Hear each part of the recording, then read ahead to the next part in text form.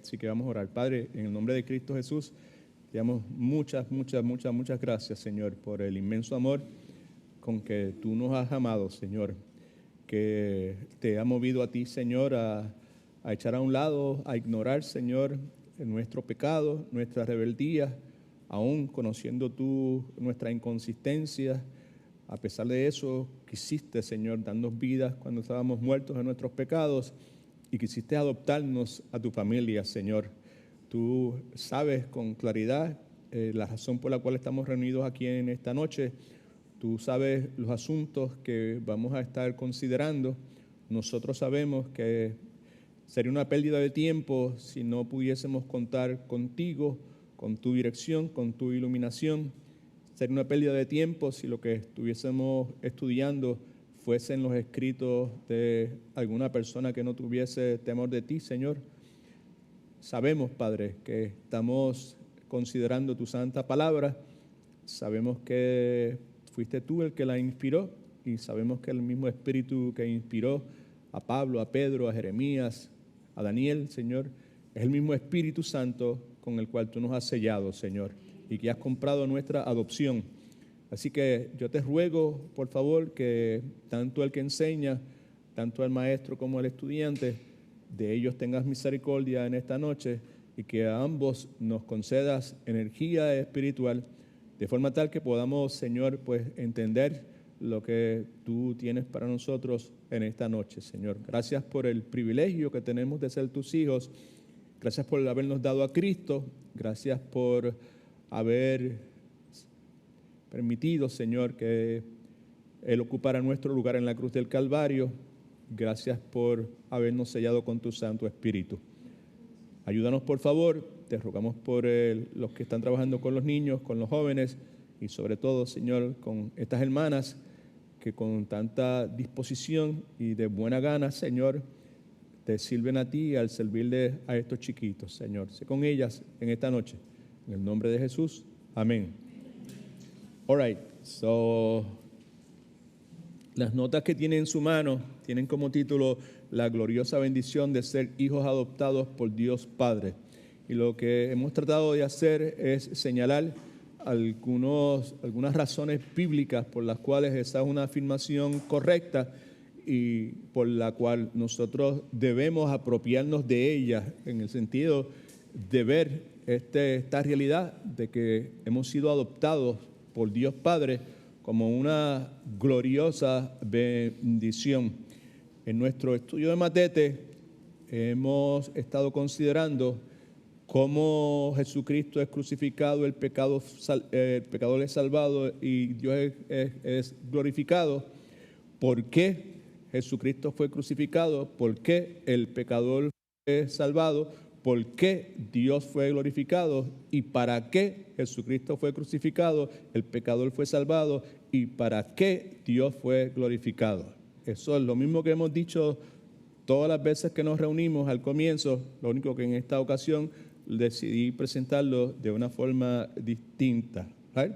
Así que hemos estado considerando lo que la santa palabra de Dios, la Biblia, la revelación escrita de Dios, tiene que decir sobre distintos asuntos, distintos aspectos de la vida cristiana, ¿verdad?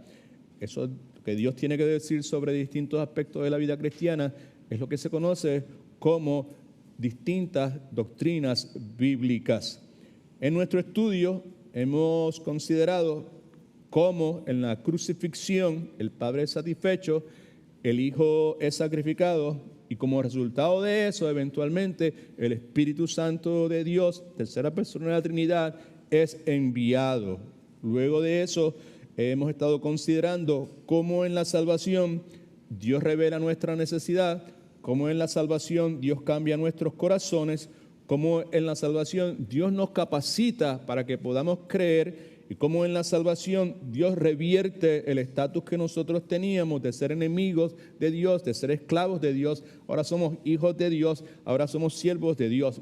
Hemos considerado en ese contexto lo que se conoce como la doctrina de la justificación y en la semana pasada comenzamos a considerar otro aspecto de esa doctrina que se conoce también como la doctrina de la adopción.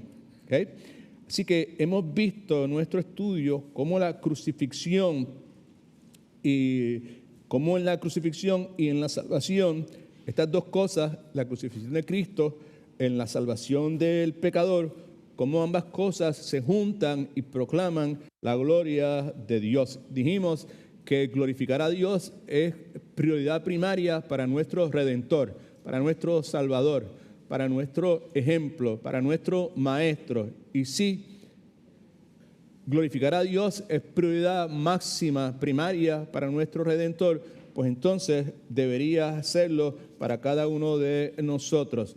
Por eso esa frase que se acuñó hace tantos siglos atrás, soli Deo gloria, solo para la gloria de Dios, debe ser parte primaria de las prioridades de la vida de todo creyente. Una porción bíblica que es muy conocida, en el caso mío, es una porción bíblica que leo todas las noches antes de acostarme, porque mi amada esposa tejió esa porción bíblica, ese pasaje bíblico, y lo tenemos enmarcado en la casa. En 1 Corintios 10:31 dice: si pues coméis o bebéis o cualquier otra cosa que hagáis, hacedlo todo para la gloria de Dios. Right? Así que estamos considerando algo que está en el corazón mismo, en el centro de la voluntad de Dios para su pueblo. Hicimos una observación la vez pasada y es la siguiente: la forma de asegurar bendición genuina para mi vida es asegurarme de que todo lo que yo haga dé a Dios la gloria que Dios se merece. Si yo quiero tener bendición, si yo quiero ser bendecido en mi vida, mi enfoque no debe ser en estar buscando bendiciones, mi enfoque debe ser en darle gloria a Dios. En el momento en que Dios es glorificado, yo soy bendecido. Soy bendecido en formas que no van a estar contaminadas por mis deseos o por mis pasiones o por lo que pueda pasar conmigo. ¿Okay? Hemos estado considerando dos cosas con relación a la adopción. Primero, el asunto de nuestra posición en la adopción, que vimos al considerar el contenido de Gálatas, capítulo 4, versículos del 4 al 7, que nos detuvimos a considerar detalladamente la vez pasada. Y también estamos considerando nuestros privilegios en la adopción. Privilegios, y con los privilegios vienen beneficios, y con los privilegios también vienen expectativas. En 1 de Juan, capítulo 3, versículo 1 al 2, que está en la primera página de las notas suyas, es la segunda porción bíblica. Juan está gozoso, está, ¿cómo te voy a decir? ¿Cómo te puedo decir? No cesa. Es imposible para Juan dejar de estar maravillado, extasiado, ¿verdad? Por el hecho de la forma en que Dios nos ha amado. Acuérdense que Juan es el mismo que escribe el Evangelio según San Juan, y es el mismo que el Espíritu Santo le concede el privilegio de autodenominarse a sí mismo como el discípulo a quien Jesús amaba. Okay. Juan ha experimentado el amor de Dios, y como hemos estado considerando en Juan capítulo 14, y vamos a seguir considerando, pues Juan es inspirado por el Espíritu Santo para registrar todas estas manifestaciones tan extraordinarias, ¿verdad? Tan importantísimas para los verdaderos cristianos, que están relacionadas con el amor de Dios. Y ahí en 1 de Juan capítulo 3, versículos de 1 al 2, el énfasis de esta porción bíblica es la esperanza que nosotros tenemos en Cristo, la certeza de que ese Cristo que se fue va a regresar. En ese contexto, Juan dice en el capítulo 3, en el versículo 1, mirar, que quiere decir consideren. La idea es to ponder, ¿verdad? Mira y pues en lo mínimo teoreo. Eso no es una palabra correcta, ¿verdad? Estoy tratando de traducir del griego al español, ¿verdad? La palabra mirar en el Nuevo Testamento, pues dependiendo de cuál sea la palabra que originalmente en el griego tiene, pues el significado varía, right? En ocasiones mirar simplemente quiere decir simplemente eso: mirar, miré y miré, right? Miré para el lado allá, o miré para el lado izquierdo, derecho, o el lado derecho. En otras ocasiones mirar sugiere la idea de la palabra que se utiliza es teoreo, que es la que estoy tratando de conseguir en este momento, ¿verdad? Que implica, pues, mirar y poder identificar algunas condiciones, ¿verdad? Estoy mirando, estoy viendo que aquí al frente hay una mesa, hay 4 sillas que están vacías, como si posiblemente se está esperando a alguien, o quizás en esa área de esa mesa, pues hay gente alrededor, quizás ahí hace frío, quizás de ahí no se puede ver bien. Estoy mirando, pero estoy como estableciendo una teoría, como haría un detective que está mirando una escena de un crimen, ¿verdad? Viendo un sinnúmero de cosas, de detalles y adjudicándole un significado a esos detalles, right? Okay. Now, hay otra palabra que ahora mismo no me acuerdo la forma en que se expresa ni en griego ni en español. La otra palabra que se utiliza, que es precisamente la que se utiliza aquí, es una palabra que sugiere que se hace eso de mirar y observar los detalles, pero en adición a eso se comprende qué en realidad es lo que ha pasado. Hay una comprensión que provoca que lo que estás viendo, que estás reconociendo, provoca cambio, provoca una acción e impacta la forma de conducta de la persona que está mirando. ¿Sabes precisamente la palabra que Juan está utilizando aquí cuando dice mirar? Considera, y esa consideración, ese análisis que vas a hacer, que resulte en que tu vida sea impactada para bien. Y el bien es amar a Dios, creer más en Dios, servirle a Dios, glorificar a Dios. Right? Mirar cuál amor nos ha dado el Padre para que seamos llamados hijos de Dios. El hecho de que podamos ser llamados hijos de Dios simplemente es una manifestación, es una expresión que es imposible expresar con palabras de la magnitud, de lo profundo, de lo inmenso, de lo eterno del amor de Dios. El hecho de que ese Dios que es santo, puro, perfecto, omnisciente, conociendo nuestro pasado a perfección, conociendo todo el sinnúmero de cosas feas de nuestra vida, y conociendo que aún luego de nosotros haber sido recipientes de ese amor, íbamos a ser mal agradecidos, íbamos a ser tercos, íbamos a ser cabeciduros, íbamos a ser indolentes y todo eso. ¿Sabe? Juan está consciente de todo eso, y ante esa conciencia él está mirando ese amor, las repercusiones, el alcance que tiene ese amor.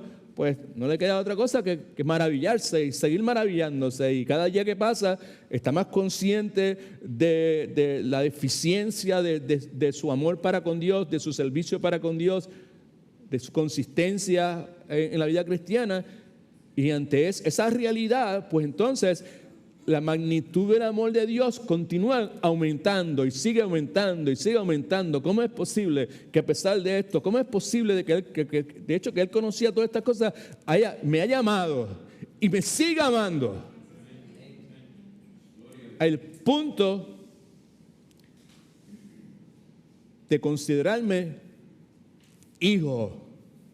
Y como hijo, como leemos en Gálatas también herederos de Dios por medio de Cristo Jesús. All right? Así que, como ya señalamos, no importa lo que pase, no importa dónde estemos en nuestro caminar con el Señor, hay momentos que estamos en el valle de la aflicción, hay momentos que estamos experimentando éxitos, ¿verdad? ¿Sabes? No importa si estamos en la cima, no importa si estamos en el valle en nuestra relación con Dios, no importa si nuestra competencia es insuficiente. Competencia me refiero a nuestra capacidad para poder obedecer y para hacer lo que Dios nos ha llamado, es insuficiente. No importa si la forma en que nos conducimos, que debe ser recta, si nuestra rectitud pueda que esté manchada por nuestra desobediencia, nuestra ignorancia, nuestra indiferencia a la voluntad de Dios. No importa lo que pase, lo que es importante que estamos destacando en esta porción bíblica y en lo que estamos considerando es que no importa lo que suceda ahora, en el presente, gracias a Cristo, gracias a lo que pasa en la cruz del Calvario, gracias a su resurrección, ahora somos hijos de Dios. Por medio de la adopción, Dios se tomó la iniciativa de hacernos de nosotros, que éramos hijos de desobediencia, ¿se acuerda? Ahora somos hijos de obediencia, 1 Pedro capítulo 1. ¿Okay? Así que en las notas suyas, si no lo escribió la vez pasada, escríbalo ahora.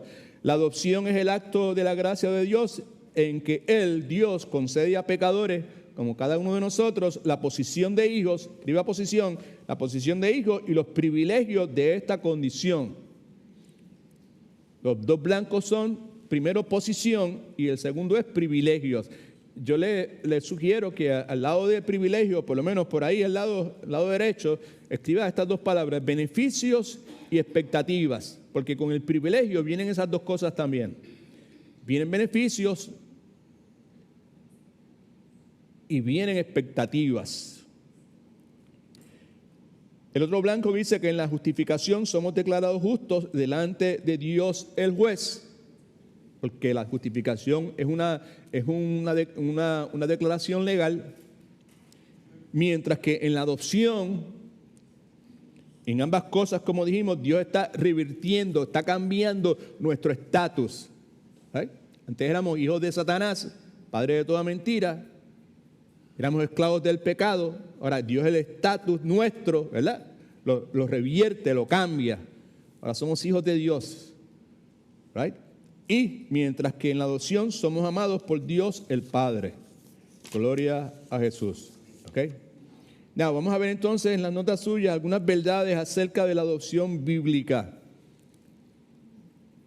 Pasaje de 1 de Juan 3:1 nuevamente. Mirad cuál amor, consideren cuál amor, la magnitud de ese amor, las implicaciones que ese amor tiene al Padre, que seamos llamados hijos de Dios. Adopción. ¿Ok?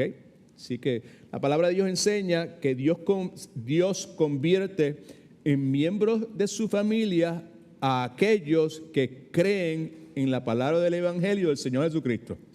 No hay otra forma. El que cree en la palabra del Señor Jesucristo, yo soy el camino, la verdad y la vida, nadie puede ir al Padre a menos que sea a través de mí, que me imagino que en este momento ustedes deben ser expertos al tratar de explicar ese pasaje bíblico, porque lo hemos exprimido de tanta forma en los últimos 2 domingos que mi esperanza es que por lo menos no se intimide al momento de considerar esa porción bíblica. ¿Okay? Así que Dios es el que me convierte en parte de su familia y lo hace no solamente conmigo, sino para cualquier persona que cree en la palabra del Evangelio del Señor Jesucristo. La primera verdad que quiero que consideremos acerca de la adopción es la siguiente. Agárrese bien porque hay personas que no les gusta esta verdad. Es la siguiente. La adopción revela que no todos los seres humanos son hijos de Dios. No todos los seres humanos son hijos de Dios. Si todos los seres humanos fueran hijos de Dios, no había necesario de adopción. Amén.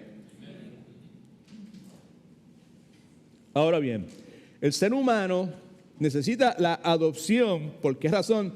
Porque la relación entre Dios y el ser humano es hostil, es distanciada como resultado de nuestro pecado. ¿Ok?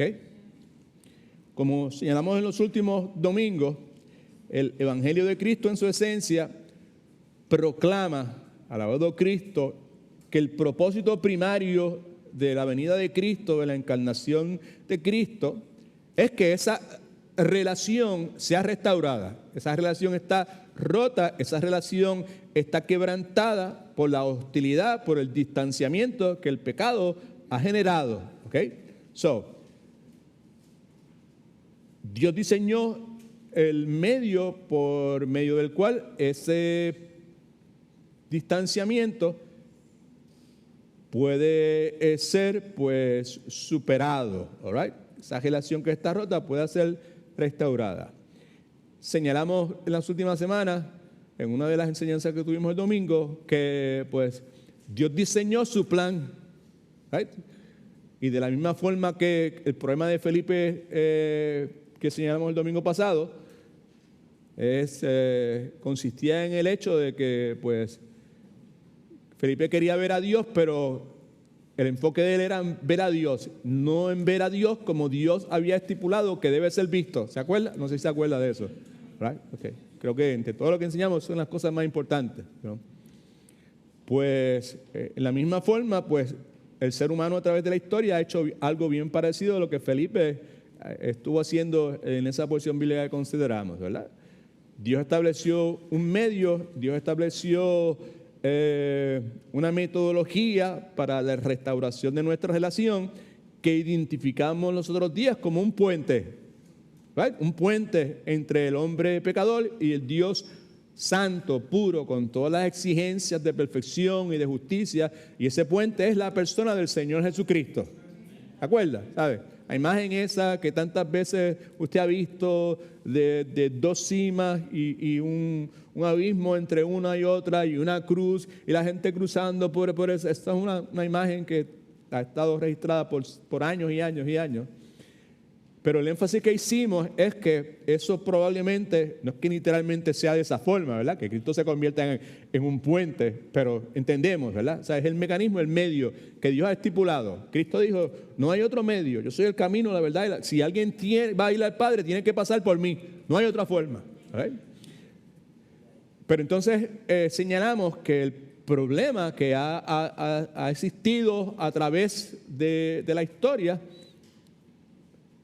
es que pues el ser humano en su pecado, en su idolatría, en su deseo de robar gloria a Dios, aún sin darse cuenta,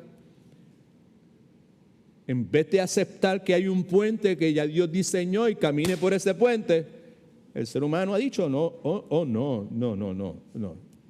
eso no es justo, no está bien, así que mejor nosotros hacemos nuestra propia escalera. En vez de alcanzar a Dios por medio de Cristo, el ser humano ha querido crear su propia escalera y cada escalón, si usted quiere, ¿verdad? ¿Sabe? Pues simplemente es las obras, el bautismo, la confirmación, ayunos, privaciones, flagelaciones, promesas, ofrendas, todo ese sinnúmero, obras, punto. All right, ¿sabes? You know? Somos salvos por medio de Cristo. Es la gracia de Dios. Amén. So, la realidad es esa, ¿verdad? Okay. Now, Dios, conforme a su soberanía, quiere, porque le place, adoptar a pecadores simplemente porque nos ama. Y porque Dios sabe que sin Él estamos condenados en nuestros pecados y estamos en oscuridad espiritual. Por consiguiente, el pecador precisa conocer al Dios que adopta al perdido, ¿verdad? Y creer en esa carta de amor que conocemos como el Evangelio, dado el caso que la Escritura enseña que sin una fe verdadera no hay salvación de ninguna clase, y si no hay salvación de ninguna clase, pues tampoco hay adopción. Amén. En Juan capítulo 1, versículos 11 y 12, de las notas suyas, si no me equivoco, ¿cierto? En la parte de abajo, en la primera página. Dice, a lo suyo vino, está hablando de Cristo, a lo suyo es a la función, con un propósito. Vino a hacer algo en particular, una función particular, y la función es simplemente ocupar el lugar de nosotros, pagando por nuestros pecados en la cruz del Calvario y ganando para nosotros la justicia que Dios requiere, la perfección absoluta que Dios requiere a través de su obediencia perfecta a la ley de Dios. A eso vino, a lo suyo vino, a salvar, si usted quiere, a redimir, a comprar gente que estaba encadenada al pecado y a la muerte, a comprar esa gente por medio de su sangre preciosa. A eso vino. Los suyos, sabemos que es el grupo gentilicio al cual él pertenecía en su humanidad, los judíos no lo recibieron. No fue que necesariamente, no fue que no lo dejaron entrar por las murallas, en las puertas de Jerusalén o en la casa de alguien, ¿verdad? O sea, cuando dice que no recibieron, pues no se trata de eso. Lo que no recibieron fue su reclamo de que yo soy el camino, la verdad y la vida, de que nadie viene al Padre a menos que sea a través de mí. Los suyos no lo recibieron porque ellos tenían un sistema, escuche que es importante para cada uno de nosotros, que traemos con nosotros una herencia religiosa, ¿verdad? De nuestros padres y nuestros abuelos, y en esa herencia religiosa que nosotros traemos, el énfasis es el mismo de los fariseos, ¿verdad? Sí, Dios bueno y toda esa cuestión, pero nosotros tenemos que contribuir también a lo que Dios ha hecho, ¿verdad?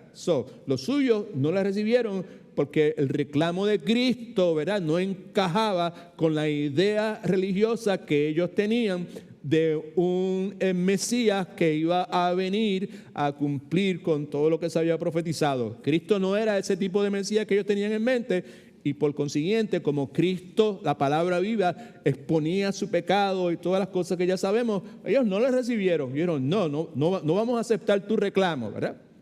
Ellos no le recibieron, pero hubo un grupo de personas que sí le recibieron. Y otra vez, cuando decimos recibieron, no fue que le abrieron la puerta de la casa, sino recibieron, aceptaron su reclamo, dijeron, sí, no creemos, sí, ponemos nuestra fe y nuestra esperanza y nuestra confianza en ti, Jesucristo. Mas a todos, no a algunos, y el todo implica que inclusión de distintas razas, no era la exclusividad de los judíos, de la religión judía, no, de todas las clases, ¿verdad? A todos los que les recibieron, a quienes creen, ahí ve el elemento claro, a los que creen en su nombre y lo que todo su nombre implica, como hablamos el domingo pasado, que no tenemos el tiempo para explicarlo nuevamente aquí, a eso le dio potestad, que es derecho legal. Es el derecho legal. Potestad en ese momento no es poder, es derecho legal. La potestad, el derecho legal de ser hechos, llamados, reconocidos, ¿qué? Hijos de Dios. Y seguimos más adelante en el versículo 13 y 14, pues sabemos que está hablando de un nacimiento espiritual, no nacido de carne, sino nacido del Espíritu y todas las cosas que sabemos.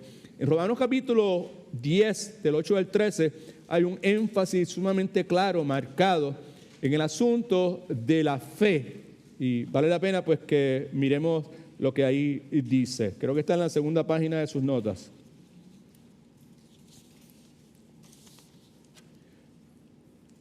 Versículo 10 dice, pero ¿qué dice? Cerca de ti está la palabra, en tu boca y en tu corazón. Y esta es la palabra de fe que nosotros predicamos. Pablo está hablando sobre ese particular. Que si confiesas, estás de acuerdo, expresas verbalmente una realidad con la cual tú estás de acuerdo con tu boca, que Jesús es el Señor, Señor es curios, dueño de propiedad, pero también se traduce como deidad, que Jesucristo es el Señor, Dios, y crees, el elemento de la fe presente en tu corazón, que Dios le levantó entre los muertos. ¿Se acuerda que estamos hablando de su resurrección? Las implicaciones que la resurrección tiene, ¿verdad? Los muertos serás salvo. Creer, no es creer más ser bautizado, no es creer más ser confirmado, no es creer más ser bautista, no es creer más ser pentecostal, no es creer más hablar lengua, no es creer más tener comunión ¿cómo se llama? Ir a la misa, no es creer más hacer trabajo misionero, no es creer más ayudar a los pobres, no, es creer, ¿verdad? Simplemente eso, es por fe, solo por fe, alabado sea el nombre del Señor.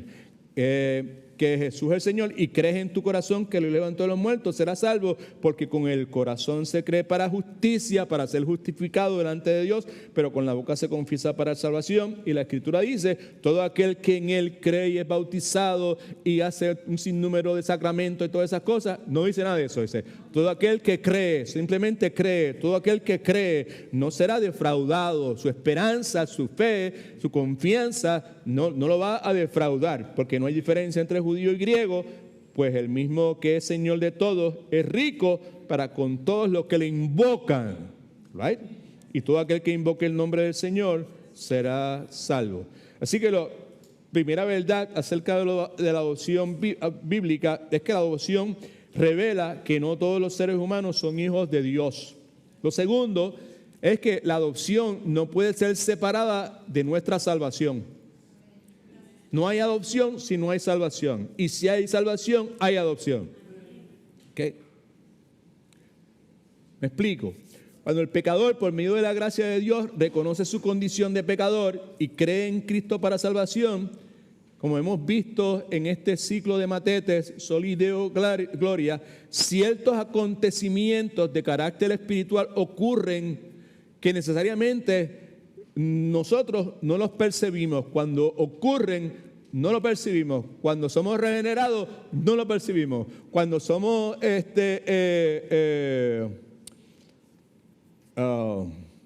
justificados, pues he sido justificado. No lo percibimos, pero ocurren a través de la salvación. ¿Ok? Así que nosotros sabemos de esos acontecimientos de carácter espiritual que han ocurrido en nuestra salvación. Lo sabemos porque la palabra de Dios los declara, y ese es uno de los propósitos por los cuales este ciclo de matete pues se enfatiza en este asunto de algunas doctrinas bíblicas. El punto es la adopción ocurre simultáneamente con la conversión. En el momento que yo fui convertido, fui adoptado. Ocurre simultáneamente con la regeneración. La regeneración no ocurre un momento y después soy adoptado.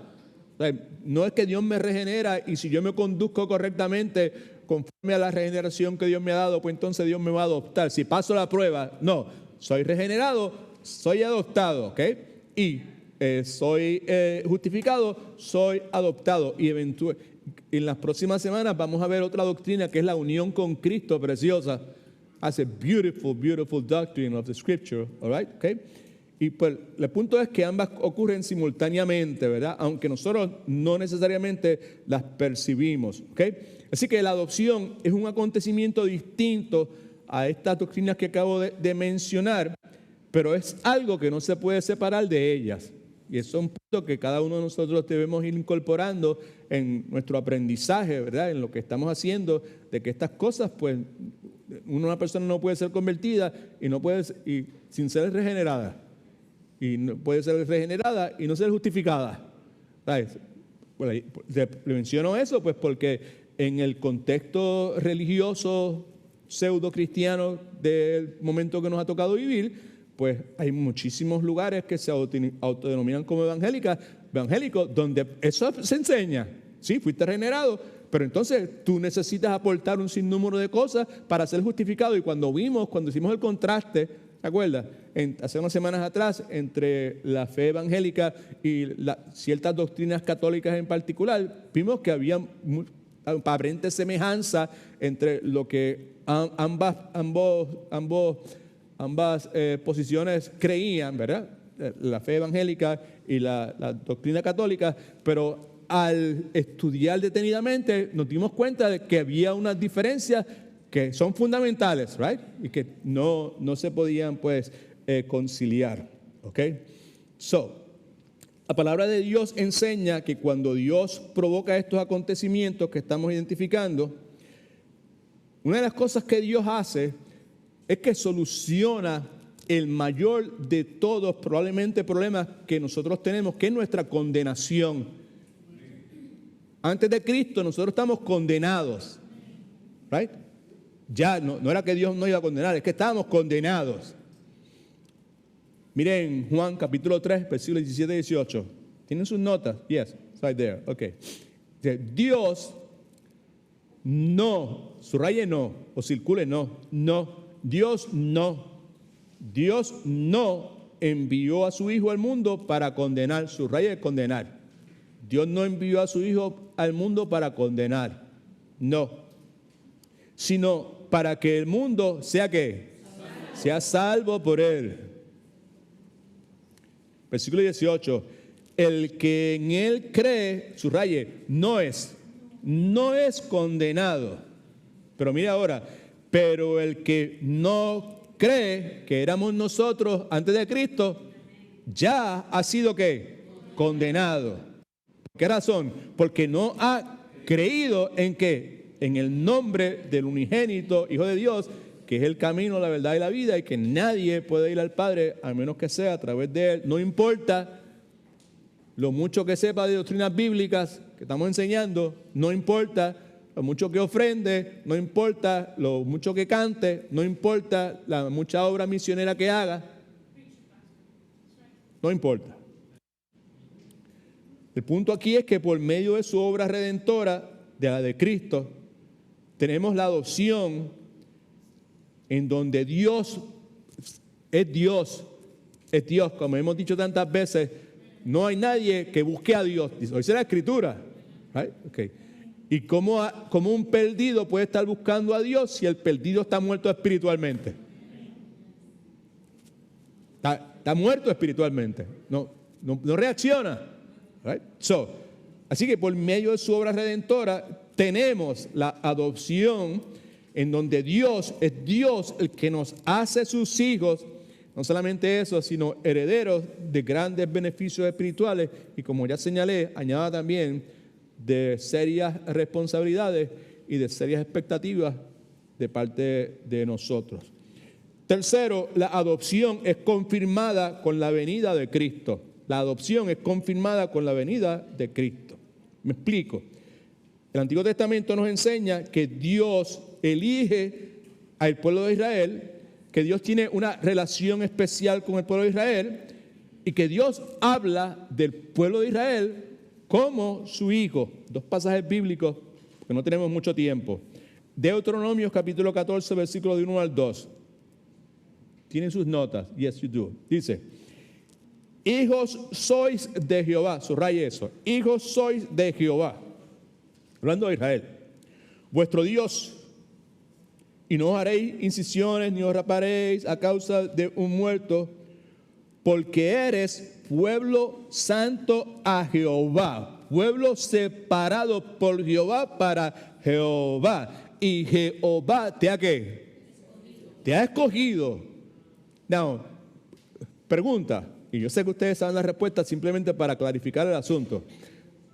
¿Será que Dios escogió a Israel porque Israel era un pueblo que tenía una serie de cualidades tan extraordinarias, eran tan serios, eran tan temerosos de Dios, guardaban y obedecían? Ellos tenían los requisitos que los cananeos y los heteos, los jebuseos, los jebuseos, ninguno de esos pueblos tenía todo ese sinnúmero de cualidades excelentes que Israel tenía. ¿Sí o no? No, nada. No hay nada en el pueblo de Israel. Ni lo hubo en el pasado, ni lo hay en el día de hoy tampoco. De la misma forma que no hay nada en ninguno de nosotros. Amén. Pero sin embargo dice, y Jehová te ha escogido. Y como hemos dicho tantas veces, que yo espero que lo tengan más claro en su mente, Dios escoge a Israel, no porque Israel tenga unas cualidades que sean mejor, superiores a las de otros pueblos. Dios escoge a Israel porque cuando dice que Dios lo escoge, el énfasis es que lo escoge para una labor particular, para un propósito particular. Amén. Y eso lo hemos hablado tantas y tantas veces que no creo que en esta hora pues debamos visitarlo, ¿ok? Otra vez, y Jehová te ha escogido para que le seas, mire, ahí lo dice, ahí lo tiene, para que le seas que un pueblo único entre todos los pueblos que están sobre la tierra. Pueblo único, separado, santo, para que sean como en palabras de Cristo en Mateo creo que 6, para que seáis luz del mundo, right? Sal del mundo, para que sea un pueblo misionero, right? Que llevaran la realidad de Elohim, el único Dios, a otras naciones. Responsabilidad que todos sabemos, si hemos estudiado un poquito, que ellos en su rebeldía y en su orgullo se ensimisman ellos mismos y quieren ponerse por encima del propósito de Dios y empiezan a verse a ellos a sí mismos como superiores a otros pueblos, y en vez de compartir con otros pueblos la salvación en este Dios único, un solo Dios, se la querían reservar para ellos. Y el resultado, pues sabemos, entre otras cosas, pues el politeísmo en que entran y las consecuencias de eso, el exilio en Babilonia y todas esas demás cosas. En Jeremías 31:5 también nos dice, precisamente en el contexto del exilio babilónico, irán con llanto, mas con misericordia los haré volver. El mismo Dios que los envió para el exilio es el mismo Dios que en su misericordia los hará volver. Y los haré andar, es Dios misericordioso, inmensamente misericordioso. Los haré andar junto a arroyos de aguas, por camino derecho en el que no tropezarán. ¿Por qué razón lo va a hacer? Porque yo soy el Padre, que es el énfasis que estamos tratando de hacer, el Padre de Israel, y Efraín es mi primogénito. Gloria a Dios. El punto es que Dios ya salvaba y adoptaba antes de que Jesucristo llegara. Todo eso porque ese es el punto que queremos destacar, ¿ok? Y del mismo modo, ya Dios no solamente salvaba al pueblo, a la gente del pueblo de Israel, sino también Dios también salvaba a los gentiles que creyeron en Él. Caso clásico de esa verdad es el caso de Ruth. En Ruth, capítulo 1, versículo 16, que tiene ahí en sus notas, si no me equivoco. ¿Es that right o no? No está ahí. Es Ruth, capítulo 1, el versículo 16. Puede escribirlo por el margen de su Biblia. Dice, y Ruth respondió, no me ruegues que te deje a Naomi y me aparte de ti, porque donde quiera que tú vayas, iré yo, y donde quiera que vivas, viviré. Y concluye con esa frase que todos conocemos, tu pueblo será mi pueblo y tu Dios será mi Dios. Right? Y como acabamos de señalar, muchas personas, ahí está Ruth escogiendo a Dios. Y si vemos todo el contexto del libro de Ruth, pues nos damos cuenta que Ruth no escogió a Dios, Dios escogió a Ruth. Aleluya. Gloria a Dios. Okay? Now, aun cuando eso es cierto, el Señor Jesucristo ratificó su presencia, su obra redentora y su mensaje de que la adopción estaba disponible para toda nación. Lo vemos nuevamente eso en Juan capítulo 1, versículo 12, cuando dice, mas a todos, y ya hice énfasis hace un momento con relación a esa frase, a todos se refiere a todos los que no son judíos, todo ser humano, ¿ok? También los apóstoles proclamaron esa verdad. Efesios capítulo 3, versículos 6 y 7 dice que los gentiles, esa es la verdad, que los gentiles, no judíos, son coherederos y miembros del mismo cuerpo y copartícipes de las promesas en Dios Jesús, en Cristo Jesús, por medio del Evangelio, del cual Pablo dice, yo fui hecho ministro por el don de la gracia de Dios que me ha sido dada según la acción de su poder. Escriba esto en sus notas, por favor. La Biblia enseña que el Padre demostró que está dispuesto a adoptarnos. El Padre demostró que está dispuesto a adoptarnos y el Hijo estuvo dispuesto a ser el medio que ratifica esa adopción. El Padre quería adoptarnos, el Hijo, con su muerte vicaria en la cruz del Calvario, prueba que estuvo dispuesto a ser ese medio que ratifica, que reafirma esa adopción. Número 4, la adopción resulta de la liberación de la ley. Como ya mencionamos, Cristo vino al mundo, eso lo mencionamos en varias lecciones atrás, ¿ok? Gálatas capítulo 4, versículo 5, Cristo vino al mundo para redimir, comprar a los que estaban bajo la ley, y sabemos que comprar por medio de su sangre, de forma tal, la sangre que es derramada en la cruz del Calvario, de forma tal que pudieran recibir la adopción de hijos de Dios. Eso es, nuevamente, Gálatas capítulo 4, versículo 5, de paso lo tienen en sus notas. ¿Okay? Now, Cristo no vino para anular o revocar la ley, sino para cumplirla. Eso es un punto importante para lo que estamos considerando. Mateo capítulo 5, versículo 17 dice, no penséis, Cristo hablando, que he venido a abolir la ley o los profetas. Todo lo contrario, no he venido a abolir, sino a cumplir. Muy importante. ¿Cuál es el punto? El punto es este, ser libres de la ley no significa y eso eventualmente en las próximas semanas vamos a hablar un poquito más detenidamente, no significa que no debemos cumplirla. Hay unos aspectos de la ley que son, están bajo la expectativa de Dios para que nosotros lo obedezcamos. That's a good word to say, okay? So, no significa que no debemos cumplirla. La implicación es que la ley ya no es, muy importante, un medio de condenación para el creyente. La adopción proclama que todos somos salvos por gracia y no por cumplir los requisitos de la ley, que es el énfasis de Pablo en Gálatas capítulo 2, versículo 16. It's right there. Okay. Sabiendo que el hombre, el hombre no es justificado por las obras de la ley. Y otra vez, el punto es que la adopción resulta de la liberación de la ley. ¿Okay? Adopción, generación, justificación, conversión, son cosas que acontecen simultáneamente, aunque no nos percatamos de ellas. Right? Don't miss that, okay? Sabiendo que el hombre, el ser humano, no es justificado por las obras de la ley, sino por la fe de Jesucristo. Y nosotros también, Pablo dice, hemos creído en Jesucristo para ser justificados por la fe de Cristo y no, nuevamente, por las obras de la ley. ¿Por qué, Pablo? Pues por cuanto por las obras de la ley nadie será justificado. ¿Okay?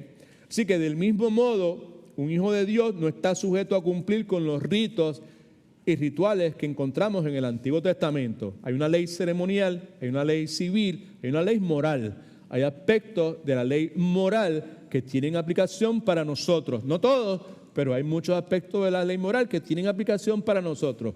Aspectos de la ley civil y la ley ceremonial no tienen nada que ver, nada absolutamente con nosotros. ¿Y cómo podemos saber que estos aspectos de la ley moral tienen que ver con nosotros? Pues porque son confirmados por la enseñanza apostólica y de los evangelios en el Nuevo Testamento. Como lo hemos dicho montones de veces, ¿verdad? Hay aspectos de la narrativa del Antiguo Testamento que tienen aplicación para nosotros. Y la forma en que sabemos si tiene aplicación es si los mismos son reafirmados o ratificados, utilizar la palabra que usamos un momento, por la enseñanza del Nuevo Testamento. Ahora, la ley ceremonial, pues, no aplica para nosotros. O sea, una de las razones por las cuales, como iglesia, desde siempre hemos sido sumamente firmes y, te voy a decir, firmes desde punto en cuanto a la incorporación dentro de la iglesia local, nuestra iglesia local, de ninguna de estas cosas de carácter mesiánico, ¿right? Incluyendo la utilización de distintos instrumentos y cosas así.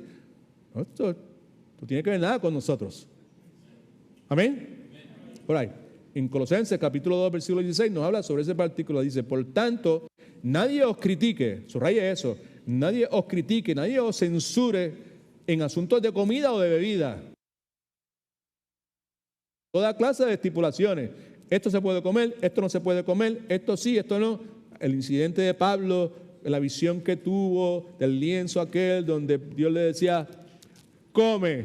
Oh, yo nunca he comido eso.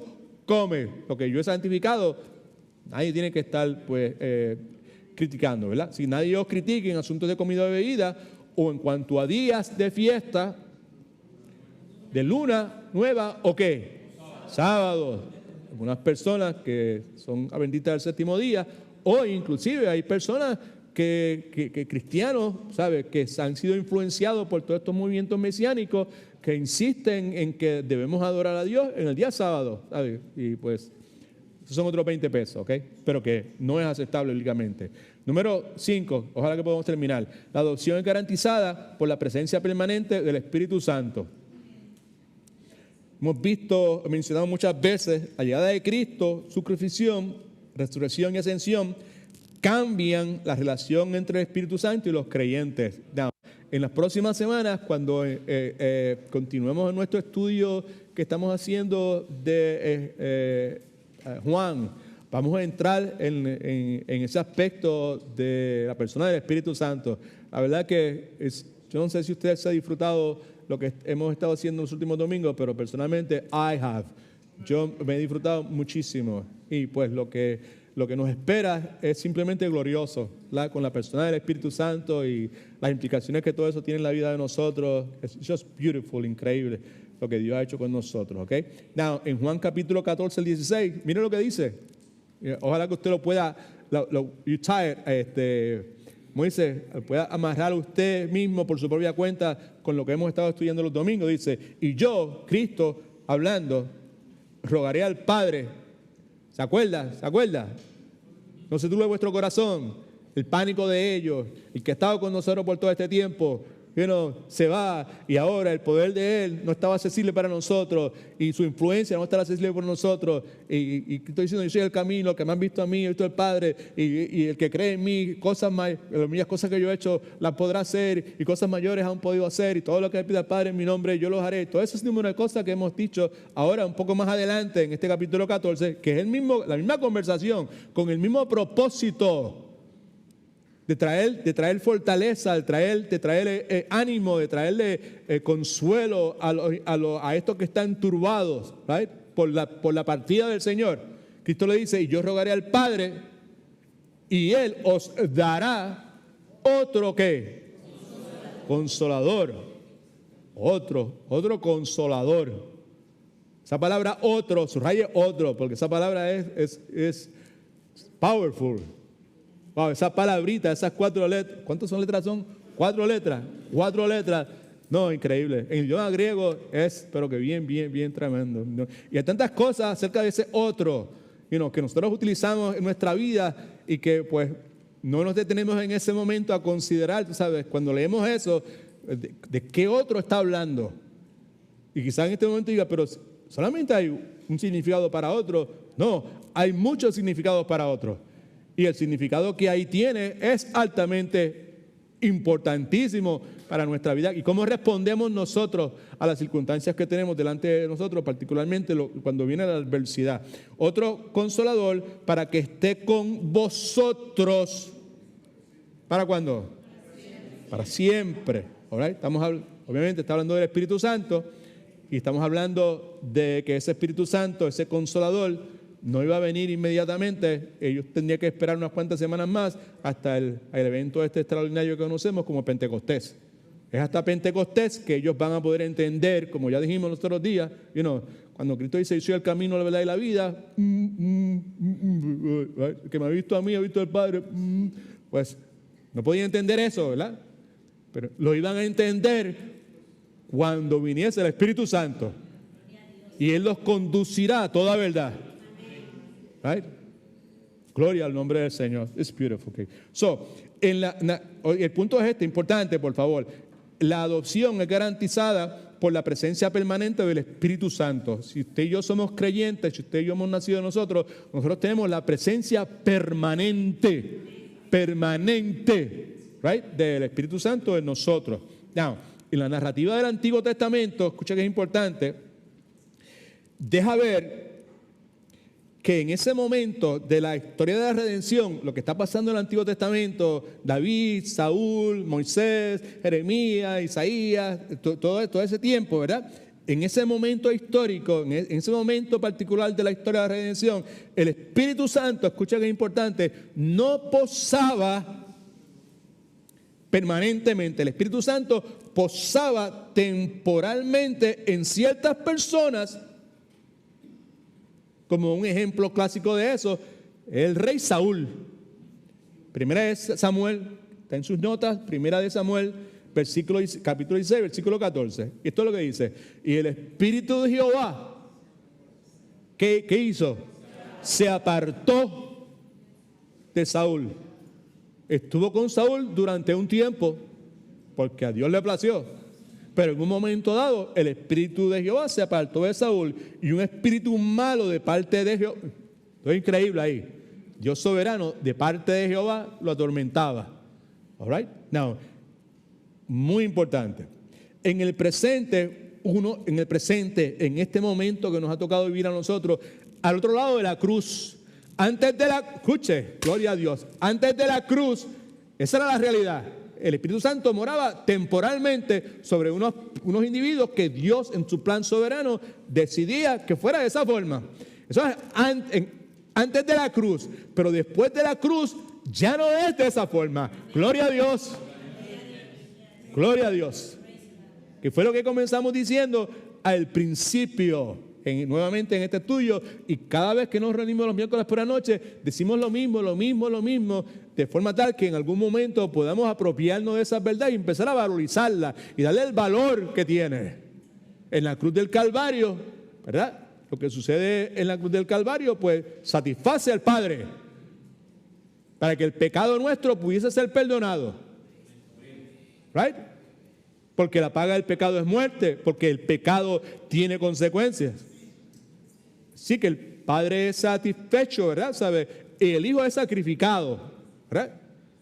Y como resultado de eso, el Hijo, Padre satisfecho, el Hijo crucificado, el Hijo es sepultado, el Hijo resucita y el Hijo asciende. Y como resultado de eso, el Espíritu Santo, ¿qué? Desciende. ¿Right? Y desciende, pero en este momento, conforme el plan soberano de Dios, eso está permanente. Right? Alabado sea el nombre de Cristo. ¿Ok?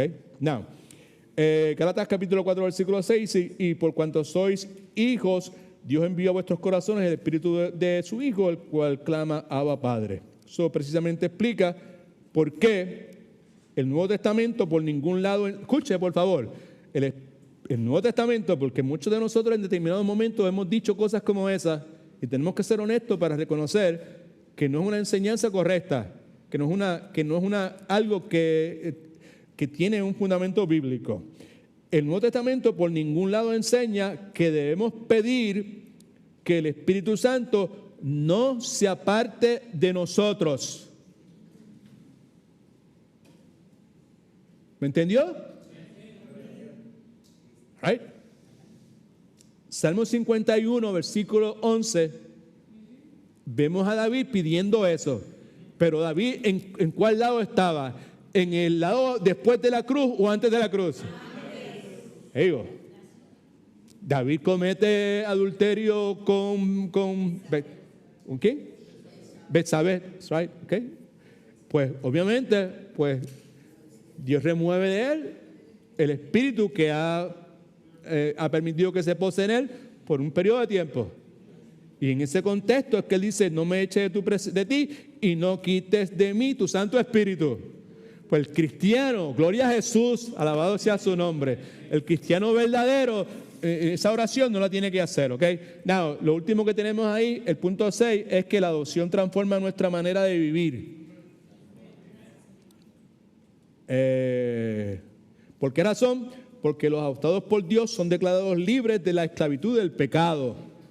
Romanos 6:22 dice: pero ahora que habéis sido libertados del pecado y hechos siervos de Dios, tenéis para vuestro fruto la santificación y como fin la vida eterna. Ahora somos guiados por el Espíritu Santo, somos transformados, somos guiados por el Espíritu Santo, por el Espíritu de Dios. Y por último, porque somos como hijos de Dios, debemos dar evidencia externa. Okay. Yo quería quedarme un rato aquí, pero no podemos, ¿ok? Como hijos de Dios, somos llamados a dar evidencia externa de que ha habido una transformación interna. Ese pasaje ahí, 1 de Pedro 1, 14 y 15, es muy importante. Dice: como hijos obedientes, hijos de obediencia, right? Cristo, ¿verdad? No os conforméis, no nos ajustéis a los deseos que antes teníais estando en vuestra ignorancia, sino que así como el que os llamó es santo, sed también vosotros santos en vuestra manera de vivir. Así que la doctrina de la adopción, sin lugar a dudas, precisa transformar la forma en que cada uno de nosotros vivimos en este mundo. Perdone que termine así tan abruptamente, pero es que se nos pasó el tiempo y tenemos que hacer el trabajito que tenemos que hacer, ¿ok? Así que vamos a orar. No se olvide que este viernes, por favor, nos vemos aquí a las 7, yo creo que es, ¿verdad? ¿Sabes? ¿No? para poder pues tener este tiempo de compañerismo tan extraordinario que tenemos en The Family Night. ¿Ok? Así que oramos. Padre, gracias te damos en el nombre de Cristo. Gracias por tu amor, tu bondad y tu misericordia. Gracias por tu paciencia para con nosotros. Gracias por habernos adoptado, Señor. Porque a ti te plació, sin mérito, sin razones de ninguna clase, llamarnos, Señor, darnos vida cuando estábamos muertos en nuestros pecados, Señor. Gracias por sellarnos con tu Santo Espíritu. Gracias por la certeza que tenemos, Señor, que tu palabra poderosa nunca regresará vacía y que siempre habrá de realizar el propósito por el cual tú la has enviado aún en esta noche. En el nombre de Jesús oramos. Amén.